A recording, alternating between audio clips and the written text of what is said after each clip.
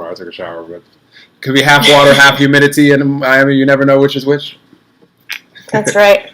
Okay, so I'm going to go live now on Instagram, and we shall begin.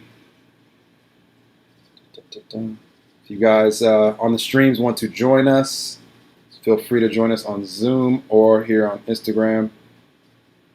This will be a fun conversation. Okay. All right, I'm live. Cool.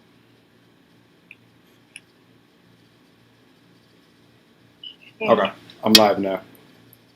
You don't totally see it yet, Joe. Just click on that. No, that's your... There we go. Hey guys, getting ready to do a live enlightened conversation here. You don't totally see it yet, Joe. Just click on that. No, that's your... Okay. There we go. Hey guys, getting ready to do a live enlightened conversation here. Should I turn the volume down? So we don't have volume off of two places. What we'll do is we won't mute Zoom, but we'll mute the sound coming out of our computer. So we'll only hear each other on our phone. Okay. So don't mute Zoom. Yeah. Perfect. Awesome. All right. So I'm going to tag you, and then you guys can ask questions if you desire.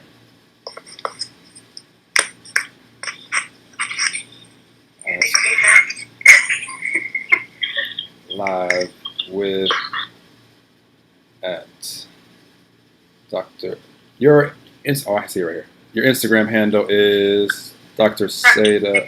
Oh, I have to spell it out. I'm going to they can see it anyways at the top. I'm just going to spell it normal. I got your first name spelling, but your last name I would have to work on. Ask questions if inspired. You want me to do that? D-E-S-I-L-E-T-S. You're cool. It says both of us at the top, so they can see your handle. I just want people to know they can ask questions if inspired. Okay, hit and record here. Boom. We are ready. All right. Hello, everybody. Welcome to another episode of Enlightened Conversations. Really excited for today and have an awesome guest with us who is across the pond, as they say. I think they say that. Over in Europe and over in Greece. We have Dr. Saida Journey. I just butchered her last name, I'm sure of it. But I'll give it one attempt, and she'll correct me, and then I'll call her Dr. Saida the rest of the time. And excited to vibe with her today. Came across her Instagram page not too long ago, and immediately reached out and told her I love the love and light she was sharing with the world, and asked her if she wanted to have a fun conversation with me. And here we are. Dr. Saida, on her Instagram page, I saw that it says she's the founder of the modern day Jade Egg movement, and helping women just to be empowered and live their dreams and all these amazing things. I'm excited for her to share with you guys. So without further ado, I want to introduce you guys to Dr. Saida, and if you could share with the audience so they're more familiar with you, who you are, what you do, why you do it, all these good things. Absolutely, and it's a pleasure to be here. I love to meet new people who are doing the good work in the world, and we need all the facets. It's true. It's true. Can you hear my voice twice, or you can hear it once? You're good. I have it only coming out of the phone, so you're perfect. Are you hearing an echo, or are you good too? Right now I'm good. Okay, so you just okay, yeah, you unmuted it on Zoom. You're good. As long as it's not coming out of your computer speakers, you're good. Okay, yeah, now I have a headset on. Yeah. Okay, so what do I do? Well, the last name is Desilets. It's French-Canadian, so I come from French Canada. I was raised on a First Nation reservation in the central part of Canada. So I was very immersed in the First Nations traditions and adopted into that culture. And so in that culture, there's a lot of beauty, but there's also a lot of pain. And so our home became a shelter for abused women, and I was exposed to a lot of things at a very young age. I'm not sure if that put me on the track of wanting to empower women and also men. I did work for men, with men for a while. So I imagine that I hold space for everyone. Doesn't matter. Anyone who's curious about wanting to understand their body, their sensuality, duality, and a centered approach to that part of their life, then I'm happy to speak with them. I'm also a researcher, so I research the impact of psychosexuality on the body and the mind, and with a medical doctor doing that. So that's a really fun, cross of happening. I've written books of over 8 online courses, and currently am consulting as an expert for a really cool app that I'll let you know about later. Awesome. I love blending because life is just one blend of mind, body, spirit, and I love whenever I find someone that is helping people with their sexuality, and also you being a doctor, so you have a unique you could see it from multiple angles, which that immediately I knew we would have a fun conversation as I become more aware and discover really what's going on, like physically, energetically, yes, and all of these things. It's just fascinating to me. For you, like your path, because it's always curious to me when we meet anybody. We know that we all came here as unconditional, loving little babies, and then for a time, a lot of us forget who we are, and are wondering what our path is in this world. And it's always my hope that the light bulb comes back on, and that we can, remember how powerful we are, and go on the journey that we came here to go on. For you, how did that look? Did you go from a unconditional, loving little baby, and then you just were on this path to being Dr. Saida from day one, or did it go something different? Yes. Yeah. Well, it was quite a journey. The first decades of my life, I began with an epic orgasm. My parents remember it. On a fur coat in front of a nice fireplace in a little cabin. And then when I was 5 years old, I had a conscious connection with a very special part of my life. Wow. I mean, I was so into this part of my body. I decided to share it with other girls. So I taught my very class on where to find this special place, and I got in a lot of trouble. And as I was being thrown out of that house and called every name under the sun, I remember thinking to myself, I don't think this person got this spot, because if she did, she would get angry. And as a 5-year-old, I understood that pleasure is a birthright. It's natural. It's just like breathing. And I also understood that for some reason, most people weren't aware of it or didn't have a healthy relationship with it. It didn't stop me from exploring in my world, but it informed me as to what I was having to face in the world. Fast forward to 20 years old, and waking up from an emergency surgery, being told I had 2 weeks to live. That did after a violent rape experience, and choosing life, choosing to defy my surgeon, and choosing to live. And from that catalytic moment, birthed this body of work that now is influencing people all over the world, changing many, many lives, and hopefully even changing how we are the female body and how we treat the male body.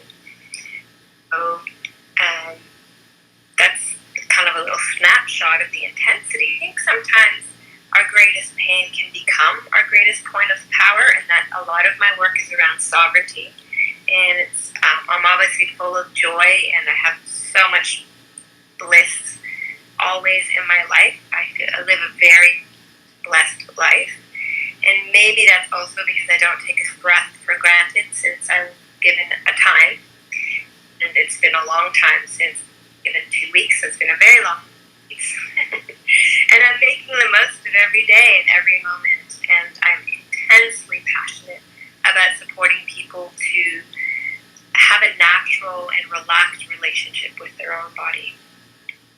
I love it. That's so powerful. I want to point out what Dr. Saida just said, because I've been sharing this a lot with people, as far as our greatest pain, a lot of times can be our greatest power. And I like to use the analogy of like a rubber band, and the further back and you pull the rubber band like down, as long as it doesn't break, because if it breaks, then we're out of here. We're out of these physical bodies, and our energy will just live on. But even if it goes all the way back, you're like, oh my gosh, this is stretching so far. where it can catapult to, it's just going to propel it further. So it's just even more power. So it's beautiful how you describe that. And, you know, every experience that we have, all of us, that is like, especially being told 2 weeks to live, I don't know if it can get much more challenging than that.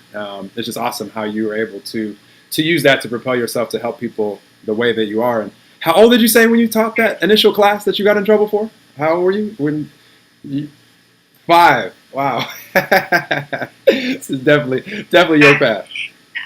They say that children observe between the ages kind of 4 and 7, and what they do a lot naturally and freely will often be the gift that they're bringing into the world.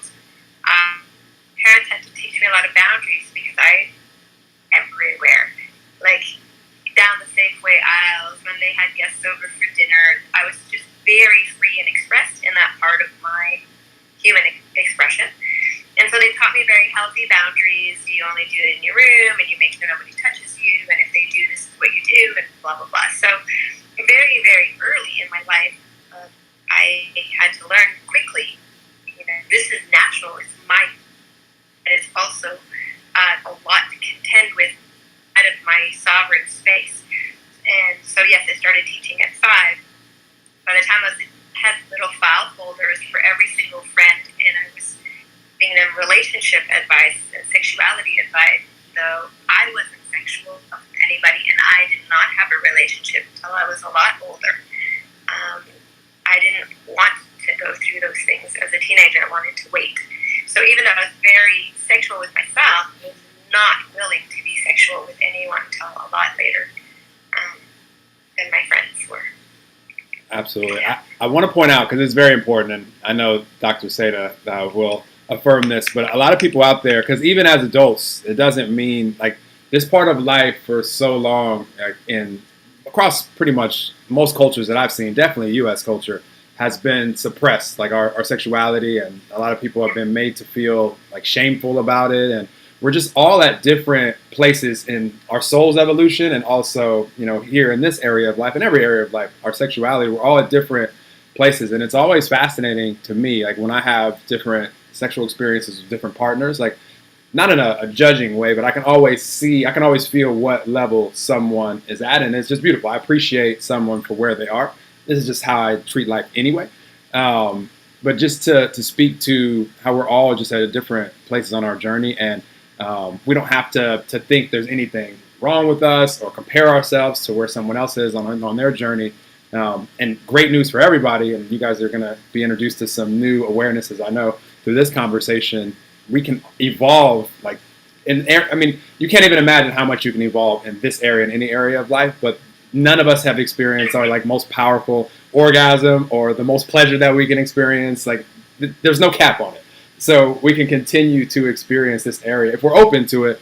And if you're listening to conversations like these, then you probably are open to it, and keep paying attention and listen to Dr. Saida. What do you have to say about that? Yeah. I love that. And so let's have a look at why pleasure is so essential and crucial and natural, and why actually to consider it as an important part of our life. If you just look at biology, the way that the system has worked itself out, there's a kind of an aroused nervous system and then a relaxed nervous system. And you need both. You need to wake up and be able to do things, and you need to be able to relax, digest, and rest, and have sex. These are the two kind of operations. So a healthy person is able to modulate between kind of aroused, getting out, doing things, you know, maybe even like running away from something if you have to. So all of that kind of a hyper-arousal, sympathetic nervous system response. And then you need to be able to modulate quickly back to relaxing with restoration, rejuvenation, digestion, and sex. All of those functions. What the problem we have in our society is that we stay in the stress response, and we modulate to pleasure hardly ever. So we actually don't have a very well-toned system. It's constantly triggered and constantly firing, which is exhausting. It causes rapid aging. It lowers immunity. It lowers your ability to think. When you're in the stress response, this part of your brain goes offline. So you can't actually even think in a creative way. All you can do is react. So you you're not able to respond. And that's what we need, is we need well-resourced people who are responding in a thoughtful way to whatever things are around them, whether it's beautiful things or challenging things. So cultivating pleasure, even if you're not wanting to be sexual and you just life of celibacy, you still want to cultivate pleasure, because every system in your body optimize when you're in that parasympathetic, when you're running pleasure. It doesn't have to be sexual pleasure, but it includes sexual pleasure. The other thing I wanted to say about that is that at some point, if you look at a baby, because you're saying we all start out beautiful and like, you know, full and ecstatic, I like to think of us all starting out as omni orgasmic, and I want to explain what that is, and we can get back to that state. So, but I'll pause here for a second if you have a comment, and then I can keep going. Oh no, I'm excited to know omni orgasmic as we start off. I'm right with you. Let's continue, please. Okay, great. And I'm looking at you through the computer mostly. If you, I don't know where your eyes are. You're pretty close to both, just like I am. My eyes are kind of doing like. Okay. I'm glancing at the Instagram just to see if people put questions down there, but I'm mainly looking at you through the computer. It's a better lighting for me. Right. Okay. So yeah, there's available space.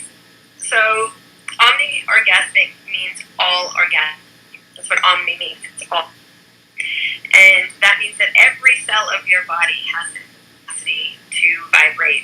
Sure, and that's true. It also means that everything in life, a sunset, a beautiful flower, something tasty, a beautiful piece of music, anything that activates your sensuality. Sensuality is how we make sense of reality. So the more sensual we are, the more we're making sense of reality, information we have, and actually how functional we are. So it's not heightening sensuality that we, it's through heightening sensuality. So in those sensual moments, you can actually activate deep, deep pleasure that's nourishing, and that's that omni-orgasmic state. It may not be a localized genital orgasm, but it could be more of a full body experience of intense pleasure, for example. Everyone has this as an ability. We were all born with it. If you look at little babies, everything turns them on. They're just like so switched on. Like, wow. Like everything's amazing. It doesn't matter what it is. They don't have judgments. That's called erotic innocence. We all begin with erotic innocence. And then the second, just like our mom, our bodies mature from baby bodies to adult bodies, and maybe our spirituality mature if we follow that, if we choose, then very little in our society around emotional and sexual maturity. We just do not see it. There's no examples of that in the media, in our governance, in our leadership. What we're seeing is premature, very immature, emotional and sexual people. So that's very difficult for us because we don't have role models. And yet we do evolve, and Eros has a maturity process just like all the other parts of us.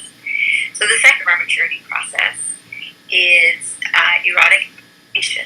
This happens to everybody. It's when your hormones kick in.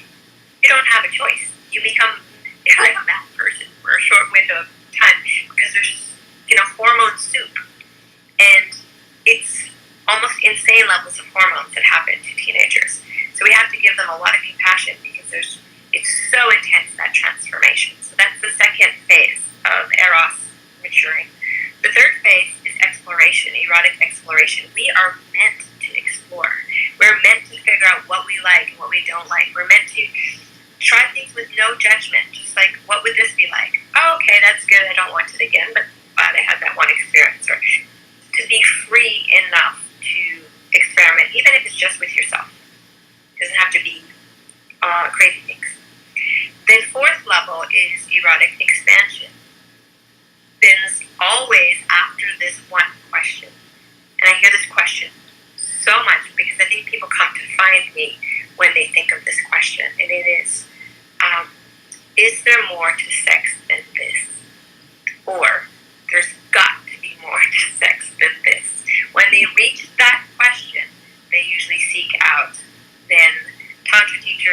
Taoist teachers, conscious sexuality teachers, they want more. They know there's more than just the fancy techniques and ways and play stuff. And that's another level of evolution. And then there's still a fifth stage of evolution. That's erotic wisdom.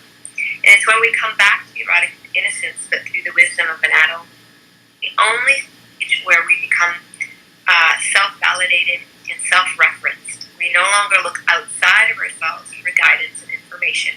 We're now informed by the erotic intelligence that we have in our own bodies. And when we attain that place, we're very comfortable with erotic tension, sexual tension. We don't need to resolve it. We just enjoy that feeling. There's a lot of wisdom that's available to us. So I like to paint those stages, and wherever we're at is perfect. There's no place we have to be except where we are. But it's important to understand that there is a maturity process that is happening, and to embrace wherever you are, and to understand that there's also more. And I like to present that. That's all some of the information in my book, Desire.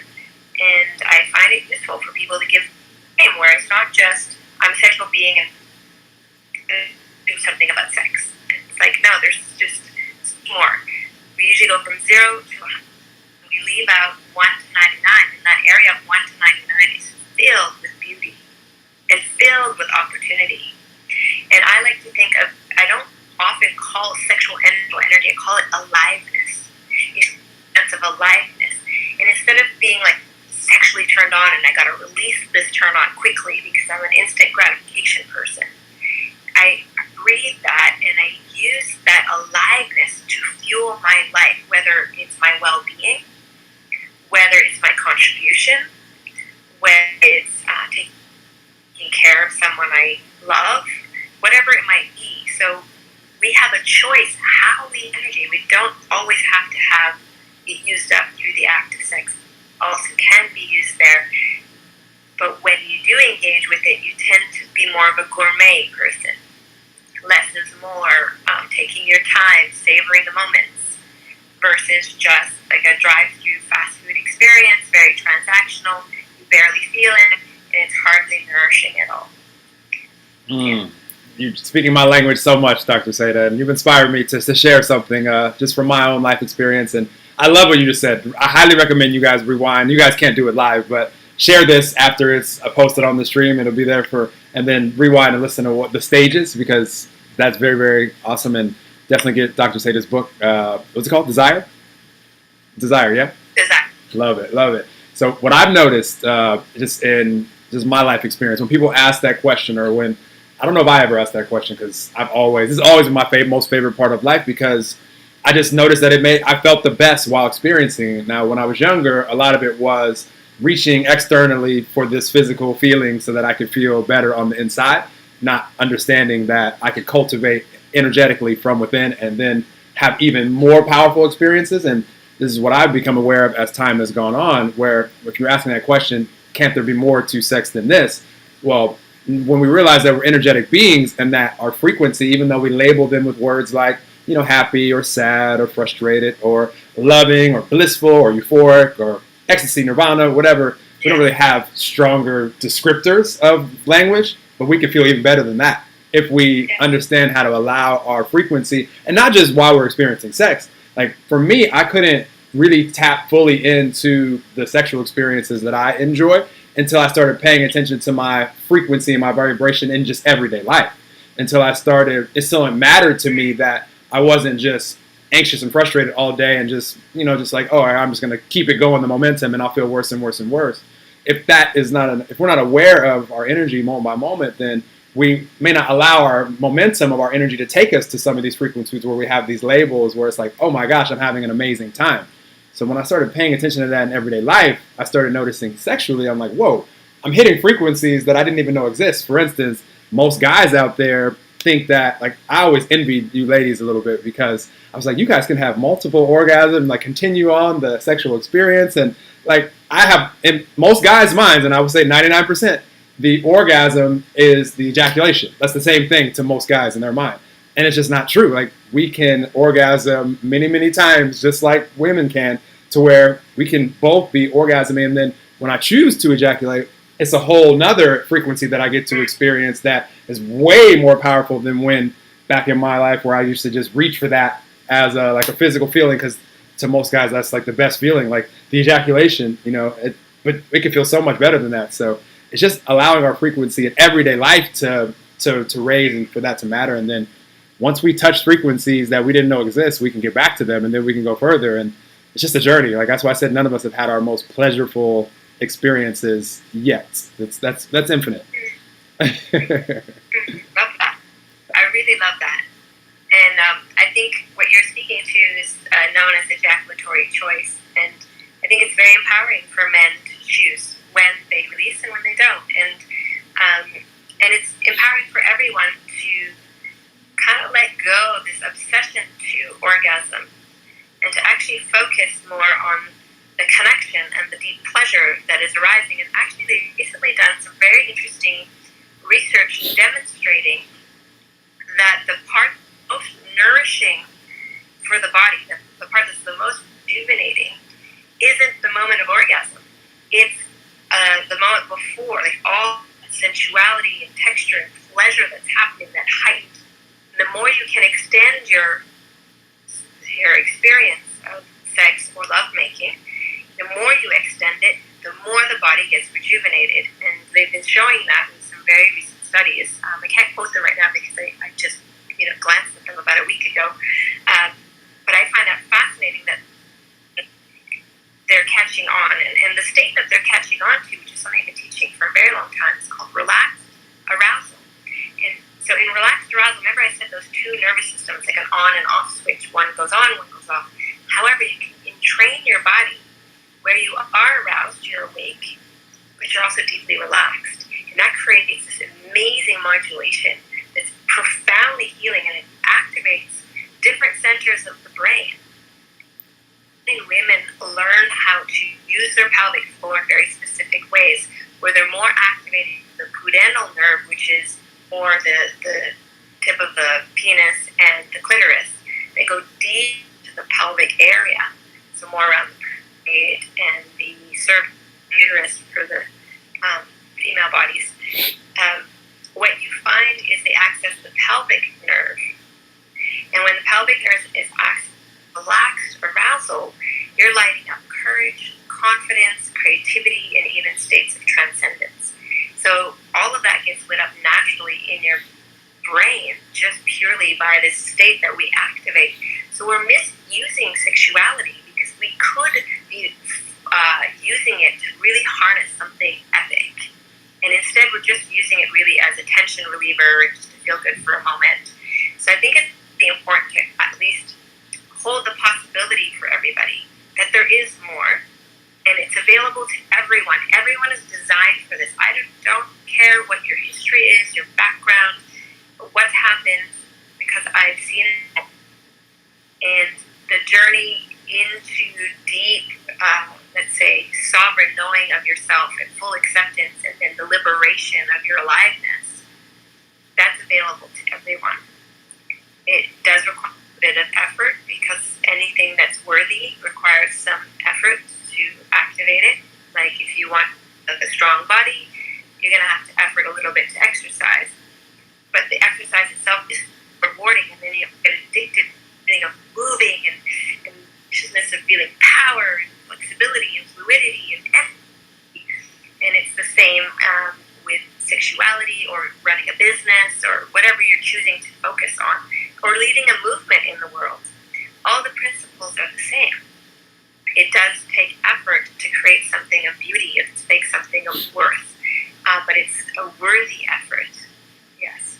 And an inspired effort where it doesn't really feel like, hard work. It just feels like something that you were wanting to do, you're inspired to do. And I love what you said as far as just leaving, just for everybody out there, like for everything in life, and this specifically, leaving open the possibility, and I can't quote you exactly what you said, but basically leaving open to possibility that we can always evolve more in this area and in every area. And as long as we're not like so needing, like that lackful needing the answers as far as, well, how can I improve this area of life? Like right now, like this is like urgent. I am going to ask Dr. Saida to share a couple of things that could benefit you in this moment, like moving forward, because since you're inspired to listen, and then there's some questions here that I will ask. But I just really am inspired, and I love how you said all the areas of life, how they're intertwined. You were speaking to me there, because I noticed a long time ago that the more I took care of my just overall well-being, mind, body, and spirit, the more I could enjoy this part of life, the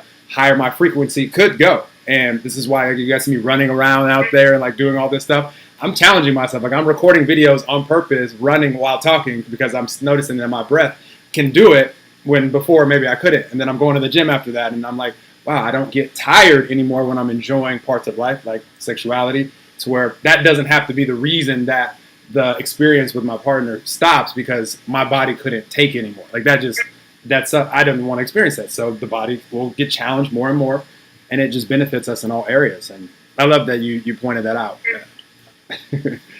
Some practical things, Dr. Saida, that you feel would be for people that they could start where they are, that would just improve. I mean, it could be specific to this area that we've been talking about, or anything that you've like been sharing a lot, maybe with clients or yourself, or reminding yourself, or anything that you feel would be beneficial for people. Yeah, there's a few things. I think the first one, the biggest one for everybody, don't care what gender you identify with, is permission. Giving yourself permission to feel, to experience, to have an eroticism, to have desire, to enjoy your pleasure. Really giving yourself permission to have that. And then taking responsibility, because with the freedom comes responsibility, and that's a beautiful thing, because then you choose differently, and you make better, you craft better experiences for yourself. So permission, I think, is number one, especially, I would say, for people raised in places like the United States, where sexuality is a commodity, and it's also incredibly repressed. It's a very strange combination of being used to sell everything, to be incredibly transactional, just with like all the swiping and Tinder, these things that are happening, and then the repression and the shaming. So that's a difficult culture to feel liberated sexually in a genuine way. So giving yourself permission to do it in the way that is authentic to you. It doesn't have anybody else. Just permission to be you, permission to do what you need to do, and however you want to do it will give you insights as to what to follow, what to explore. So that's number one. Number two, as a physical technique, which is good for that modulation of the nervous system, it's good to feel more pleasure, good to heighten pleasure. It's good even in a business meeting. Like, you can use this everywhere. We're doing it all right now, but we're doing it honestly, and that's breathing. And really becoming a master of breath will transform your life everywhere, but especially sexually. So practicing taking long, slow breaths, practicing holding the breath, practicing breathing deep into the pelvic floor, where you can feel your pelvic floor expanding outward as you inhale, and lifting up as you exhale, and then reversing that, lifting it up as you inhale and pressing it down as you exhale, just so you can clean and feel the differences of what's happening in your body. And mastering the breath is going to be the number one thing you can gift yourself. That's most epic lovers are good breathers. And just because if you're breathing deeply and you're conscious of your breath, you're going to sense more, you're going to feel more, you're going to feel yourself more, to all the nuances and shifts and changes of the unspoken messages that are coming through the bodies. That is the breath. If you look at most sex scenes, they're not breathing, they're almost hyperventilating. So to deepen the experience, to lengthen the experience, to heighten the experience, requires mastery of the breath. So that's where I would start. I love it. I love it. That's, yes, highly, highly, highly. I've noticed that so much, and that's what I was describing a second ago. Like, the more that my lungs, and the more I'm just used to just breathing just in everyday life, and then sexually, you just notice yourself. It's almost like, for me, I'm just kind of like, I just let myself evolve, and that's why I love this conversation, because just giving yourself permission, like Dr. Saida said initially, will lead to insights as far as what areas we want to see evolve. Like, just beautifully stated. Like, we don't have to have it all figured out as far as like, okay, I need this, this, and this, and this to improve so that I can really enjoy. Like, just even giving the permission, just being open will allow insights to come. And you're not going to have all the insights that you're ever going to have sexually or any area of life come at the same time. That's just not how life works. You don't need all of that. You're not ready for all that. Thank goodness. So just be open to have. Yeah, time. go for it. Yeah, exactly. So just being open to what's ready, what we're ready to receive. Go ahead. I think we had a little delay. Go ahead. Say, I'm not sure how long my phone's going to last. It just gave me a little warning. So just letting you know that the Instagram part might go away for me.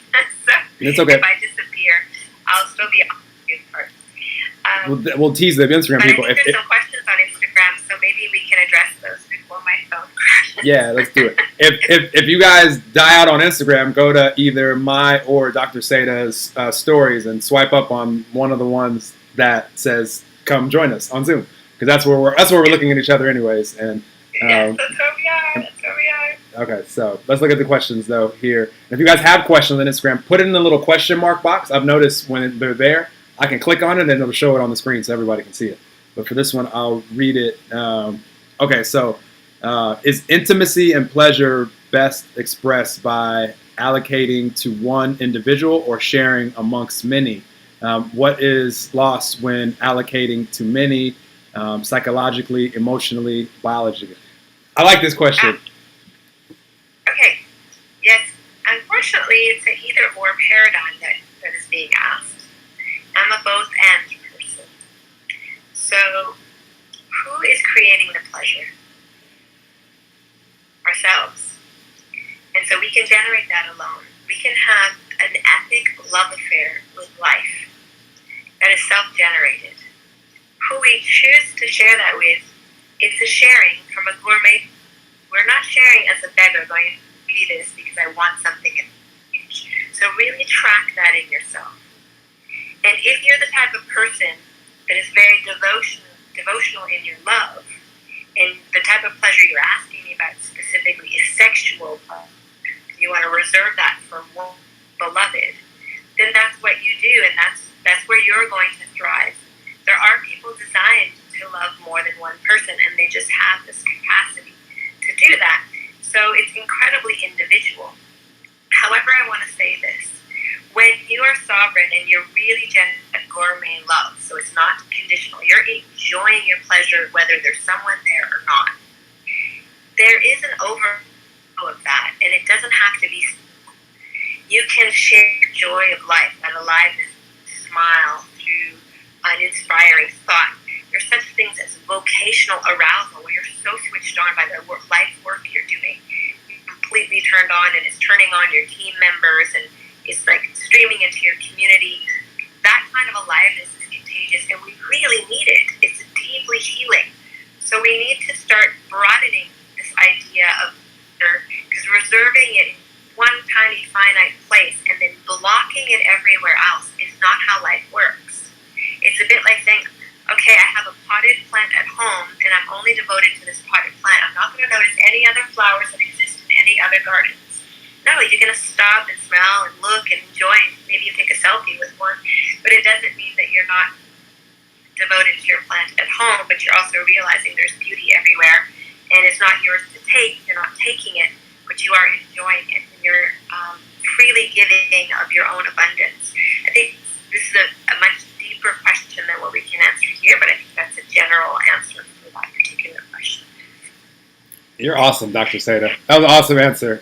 You guys, again, rewind and listen to that, and I'm gonna share something that will be a great reminder for all of us, because when it comes to sharing energy with other human beings, or just with us, we can only share what is vibrating currently in the moment for us. So nobody's gonna go share a loving energy or a loving experience with someone, and right now I'm vibrating in an anger and rage. Like, I'm frustrated, I'm blaming the world, like I'm powerless, I'm depressed, but I'm going to share loving energy with you because I love you. It doesn't work that way. You can only be love in the moment, or be bliss, or be happy or joyful, or having ecstasy. That's in the moment. And so whether you're by yourself, like Dr. Saida said, and you're just having a love affair with life, just appreciating being alive, or sharing it with one partner or sharing it with many, you can still only share it in any of these examples with, you can only share what frequency you are in the moment, which in 2020 can be measured. So all I care about, and like I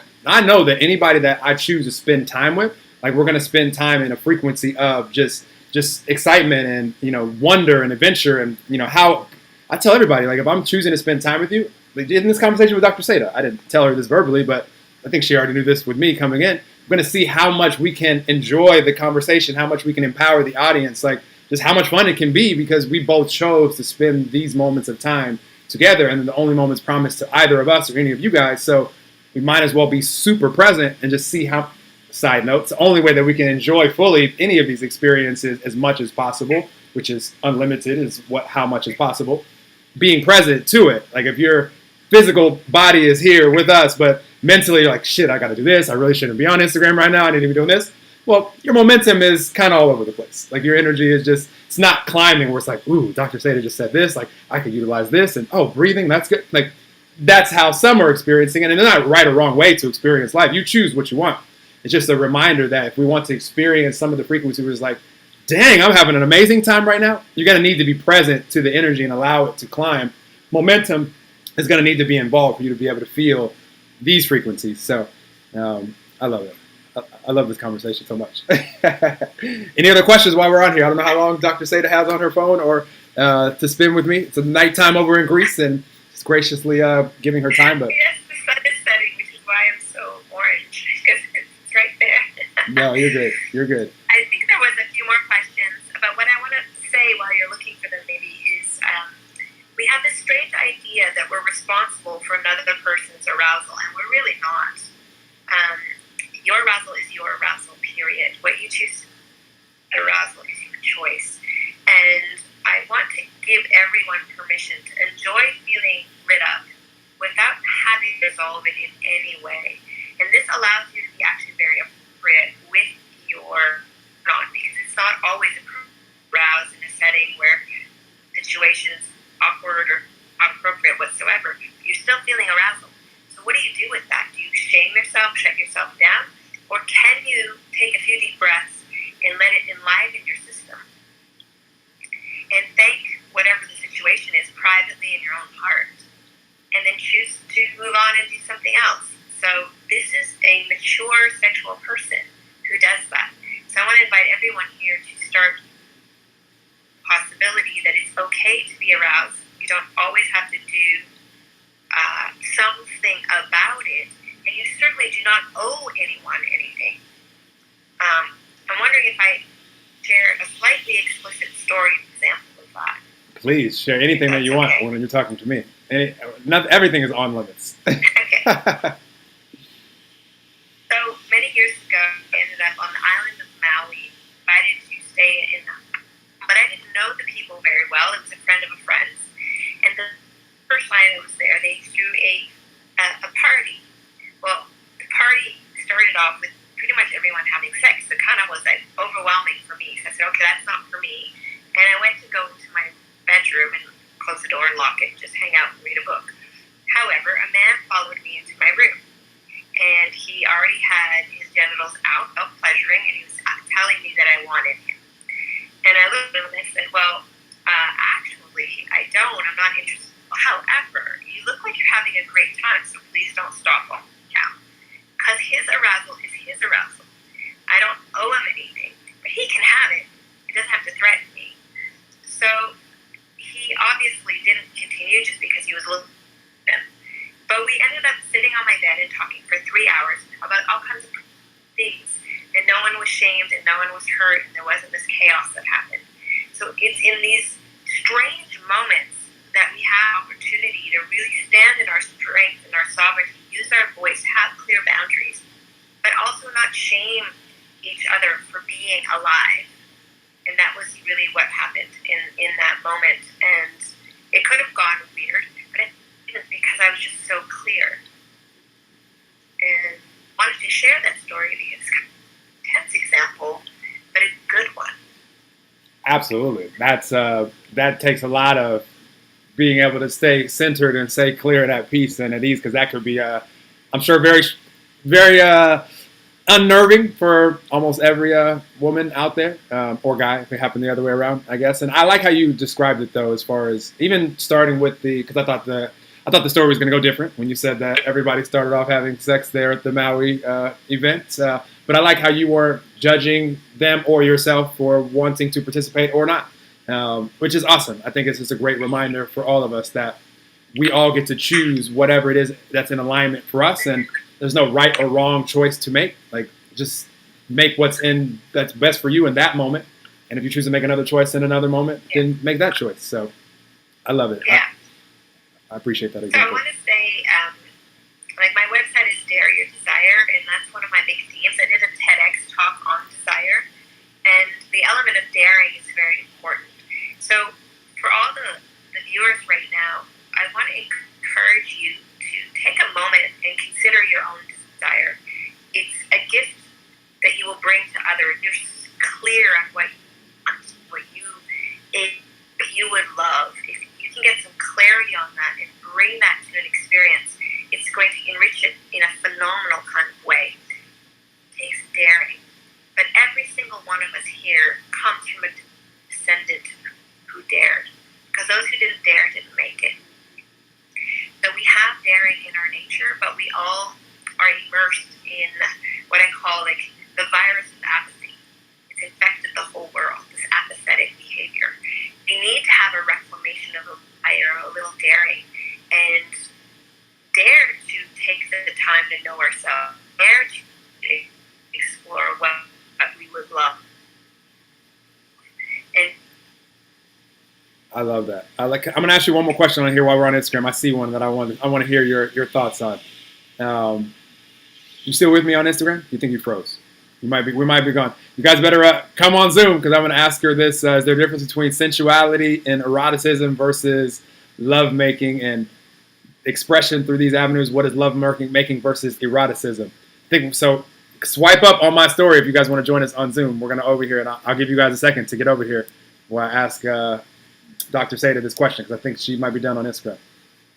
Yeah, and my phone just collapsed. So, so the question is there a difference between? I'm gonna point them at the screen. I'm gonna do you guys a favor. I'm gonna point you guys at the computer screen. Ooh. There you go. Whoop, whoop, whoop. Okay. So the question is there a difference between eroticism and lovemaking? Is there a difference between sensuality in eroticism versus lovemaking? Are we exploring different aspects of sensuality and expression through these two avenues? And what is lovemaking versus eroticism? And wow, this is language. That's, but yeah, it's a lot of words. Okay, so sensuality is happening all the time, whether or not you like it. Because if you didn't have your senses switched on, you couldn't make sense of reality, period. You're taking information in through all the senses. That is essentially sensuality. Now we enhance that by choosing things that elicit pleasure. So that can be in any situation, whether it's a purely raw, lustful experience or a very deep, profound, love-making experience. I don't really separate the two. I think that we've harmed people saying that we've separated the two, but Eros originally is the god of love, erotic love, love between two people that involves sexuality. So eroticism is love in the true sense of what Eros stood for.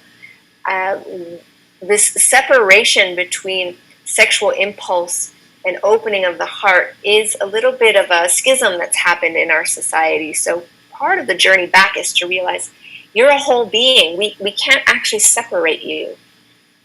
So I want to ask you, is it Noel? Is it how you say it? Because that's my French thing wanting to say. This is correct. Okay. So I'm curious, do you leave your genitals on the bedside table when you go out in the world and do what you need to do? No, they come with me everywhere. That's my prize possession. Right? So our genitals are at our business meetings, they go to church, they meet the in-laws, they are at the bank negotiating a loan. They are everywhere with us at all times. You are a sexual being 24/7. You're not engaged in the act of sex 24/7, but you are a sexual being 24/7. Eros, your own Eros, the feeling of aliveness. You are alive. Without that, you wouldn't be here. So you are actually an erotic being 24/7. But engaging in the act of sex is not happening 24/7. When we start to naturalize that we are sexual, erotically intelligent beings that choose occasionally to actually dance specifically in the act of sexuality, which is 1% of what sexuality is the act of it, then we start to understand that there isn't a fragmentation. And you can enter a moment that's just more pure lust induced, where it's just like raw, wild, beastly passion. But if you enter it with consciousness, it can actually become sacred. That means you're not disassociating and you're not shutting yourself off from your feeling nature. You're letting yourself experience the experience of the raw, primal, lusty sexuality. That's not separate. We cause a separation because we like to fragment ourselves in this society, but it's a false fragmentation. It doesn't actually exist on the level of being a human being. In lovemaking, I would hope that the entire spectrum of sexuality is available to a couple that is making love. From the most subtle and sublime and connected to the raw, most wild and crazy. Like everything is held in the container of that connection. And everything is given permission to exist.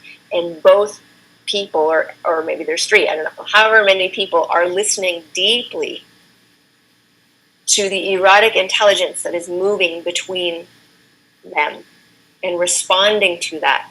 Unfortunately, a lot of us have been programmed through movies, media, and porn, and we have a tiny little spectrum of what's possible sexually. And then there's all this vastness that's left out. So if we become more curious about our own bodies, about our own pleasure, we will open up an infinite realm of possibility. And I think there you're going to find that everything is actually integrated. It's just where are you going to focus? Are you doing hip hop or are you doing tango? It's all dance. It's just different styles. So it's the same in sex. It's like just different ways to express yourself. Sometimes it's very animal. Sometimes it's very sublime and subtle. But it's all beautiful and it's all held within that container of connection.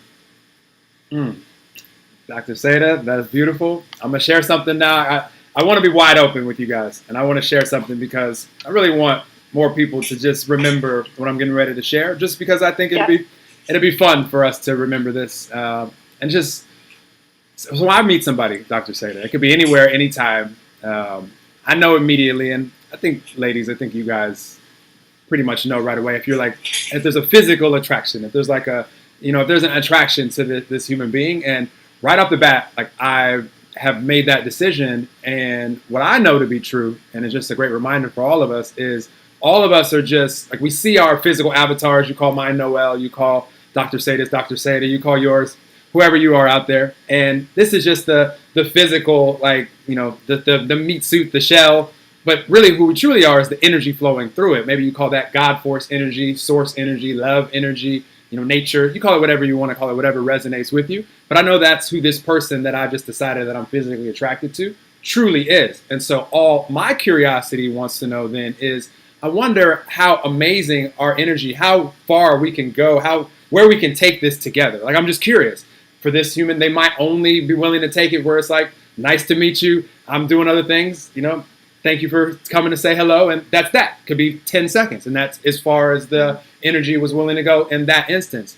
Another, I could say hello, and all of a sudden we could spend the rest of the day together, and our energy could go places where it's like bliss, euphoria, ecstasy, nirvana wouldn't be strong enough descriptors to describe it. And I've had this happen in many times in life. I don't know where this human being wants the energy to go or is willing to allow the energy to go. But my point is, regardless if this happens and I just knew this person existed 5 seconds ago and it goes to where I described where it's like, whoa, this is awesome energy and it's just going further and further and further.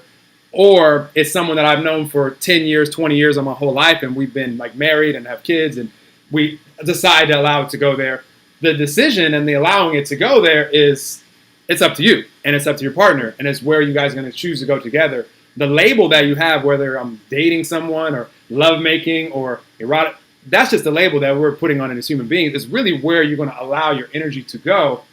And right now, you have reached the frequencies that you've reached in your life because of the allowing yourself to go there. The great news for all of us is we can go further, and we can experience more, and we can have more pleasure, and all the things that we've been talking about here. So I find it fascinating that a lot of times we think that how we can feel and lovemaking, all these things, depend on how long we've known someone or what the scenario is or the relationship is. Just not true. Like, I've had so many experiences, and people that have been with me in this way are like, yeah, you feel like love isn't a strong enough description. I mean, yeah, you feel love coming from me, and like we're loving each other, but it just goes so much further. Like, we can't label this. It's just amazing. So I want everybody to know that this is possible for us, because again, this is just the physical avatar, and we're expressing this energy that I'm describing through it. This is your tool, like your physical tool, so that you can feel the energy and you can touch the energy, you can smell, like you can.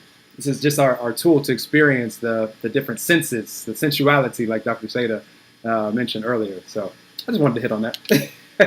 That's great. I love it. It's awesome. Yeah. I think it's the segregation of separating all these functions. It's good for like a mental game and organization, but it's not honest, because you're a whole person. You're not just your toe or your hand or your nose or your heart. You're all of it. And then, as you said, there's an energetic component to that, and that's the responsibility that we have to deepen the intimacy, to really know ourselves, and to use the vehicle of the body to enhance our experiences in the world. So I love it. I want to ask you what your vision is, Dr. Saida, because if I ask you this like a year from now, you're going to have another year of life experience, so the answer will be evolved. So I want to know, as of today, like your vision for like how you see your life evolving, whether it be through your work or anything you're willing to share there, maybe for humanity or whatever it is that you have envisioned, that you're like, this is what I'm excited as I go by this moment of now and this moment of now, and this is all evolving. Like, what's Dr. Saida's vision for everything? I think it's always been the same in terms of my vision is that people fall madly, passionately, deeply in love with themselves, and they really get how exquisite they are as a human being. And then from that place, this generosity blossoms out. And when each of us does that, so it's a silent, personal, deep revolution. But as each of us claims that, there's exponential transformation in the world as more and more people come home to themselves and come home to how exquisite and important they are, and how they deeply matter, and how each one of us has incredible impact. And by understanding that, we come together with our genius. We can have a joining of genius as a collective.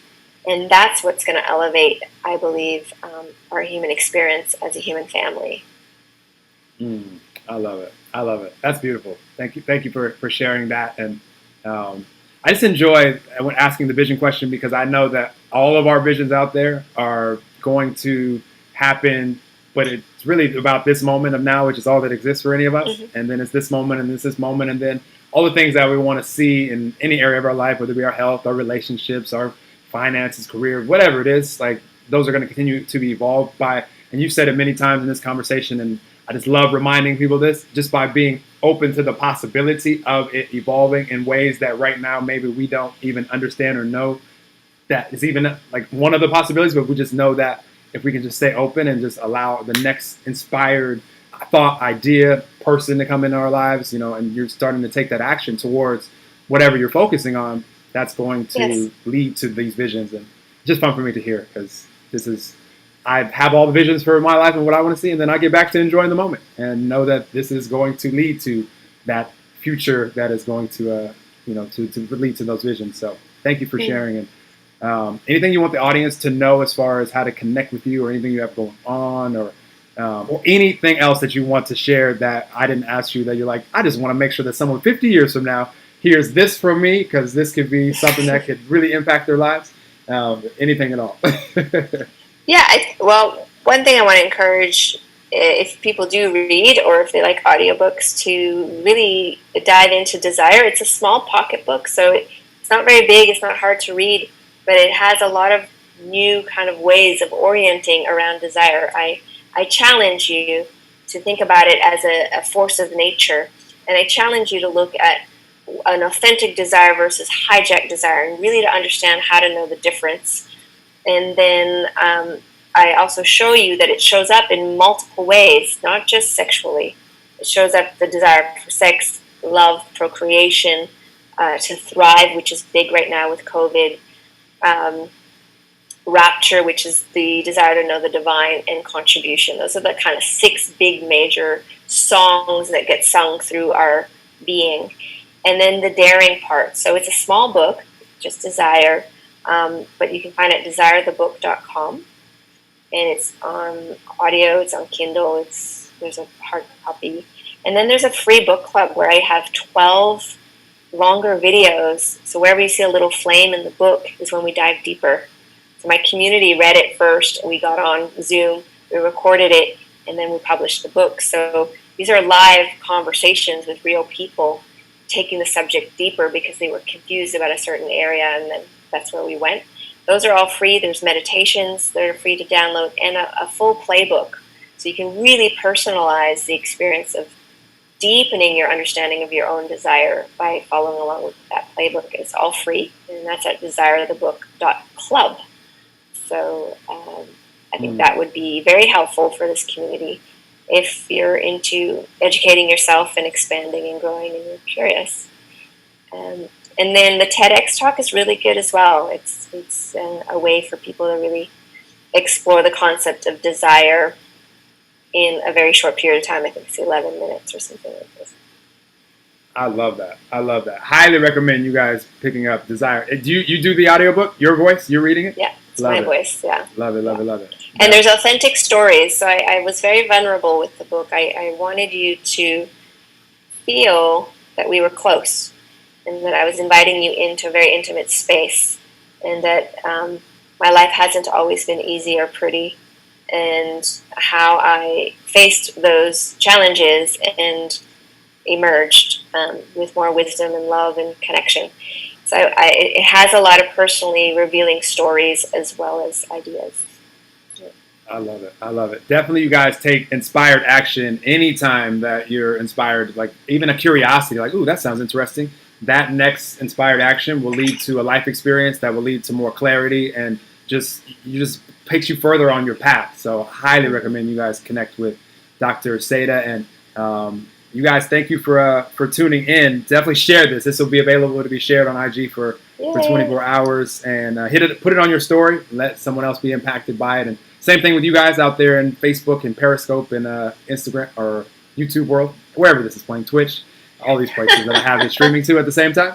Appreciate you all, and just excited to be sharing this planet with beautiful souls like you, Dr. Saida, and thank you for coming to play with me here today. I knew we would have a fun conversation, and that is definitely what it was, and I know it will be impactful for people. And you guys leave a review on the iTunes Enlightened Conversation and say that Dr. Saida Human, she's awesome. I became aware of this, and this, and I'll make sure I tag her. And then when people are searching for stuff that can improve their life, they'll see this conversation and it can impact them as well. So keep paying it forward. It's been really amazing to meet you, because it's our first real conversation, and the your desire to be open and curious and just share and be real and transparent, I think, is incredibly valuable to your community and anyone who's moved to follow you and listen, because we need living examples of real, raw, and messy human beings who are just doing the best they can to enjoy this very brief experience we call life. So. Absolutely. All of what I consider my greatest strengths today were my greatest weaknesses a decade ago. So that's the rubber band example that we used earlier. And Dr. Saida shared her own examples. So I appreciate you saying that. And yes, to me, it's just all about just how much can I enjoy the moment. Because once I realized that was all that was promised, then it's like, what else is there to enjoy? So let me focus on that. I love it. Yeah. Well, All right, you guys. We'll talk to you guys soon. Share this. I appreciate you all. Love you all. And have a beautiful day, whether you hear this now or 100 years from now. We'll talk to you guys soon. Okay, I'm going to stop the stream, Dr. Saida, and I'll say bye to you. Awesome.